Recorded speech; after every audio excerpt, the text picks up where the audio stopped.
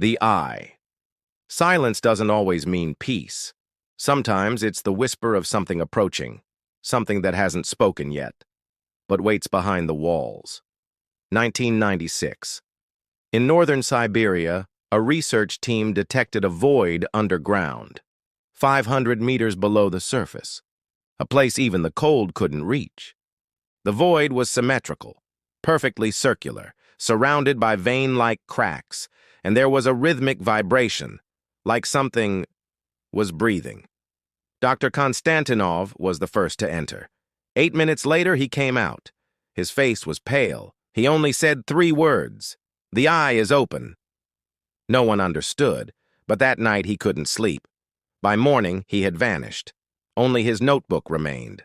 On the final page, one sentence: "My eye merged with its own." That day, everything changed. What they found under the ice wasn't stone. It wasn't fossilized. The local Evenki people already knew of it. They had a name, the god that doesn't look. It didn't answer prayers. It brought no blessing, no curse. It only watched. And it remembered. Because if we are the ones who forget, then who is doing the remembering? The awakening has begun. The eye remained open. At night, it glowed brighter. No one could explain why. There was no light source beneath the ice, but something was watching from within. The research team expanded the camp. They found metallic stones near the eye. The stones were warm. In 40 Dexacus weather, warm stones. This wasn't natural. By the second week, the dreams began. Everyone in the team saw the same thing, a giant eye floating in darkness, surrounded by whispers. The voices weren't in any known language, not Russian, not English, yet everyone felt like they understood. "Leave me," the eye said. "Forget me." The eye. Then the birds started dying. Crows, which never came near the camp, were found dead one morning. Their faces were gone. Their eyes gouged out. That night, someone else vanished. Anna Petrov, the geophysicist. Her tent was torn apart. But one thing stood out. Every mirror inside was shattered.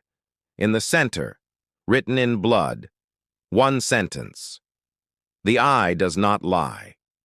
Everyone could feel it now. This wasn't just a research site. It was a memory. Waking up. And the eye wasn't just watching. It was choosing. The voices. The camp was silent, but everyone was hearing something. The sound started at night. A low hum. Not the wind, not animals. Something was speaking. The first to admit it was Pavel, the security guard. He was on night watch, stood in the center of the camp, then collapsed. Blood came from his ears. When he woke up, he didn't recognize anyone. He didn't even remember his own name.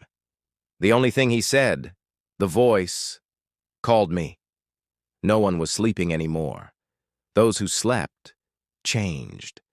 One person woke up, looked in the mirror, and didn't recognize their reflection. "That's not me," they whispered. "This face doesn't belong to me." The eye wasn't just watching, it was changing people from within.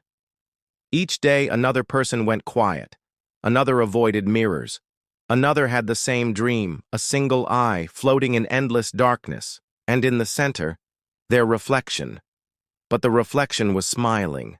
The real person wasn't, because they no longer knew which face was theirs.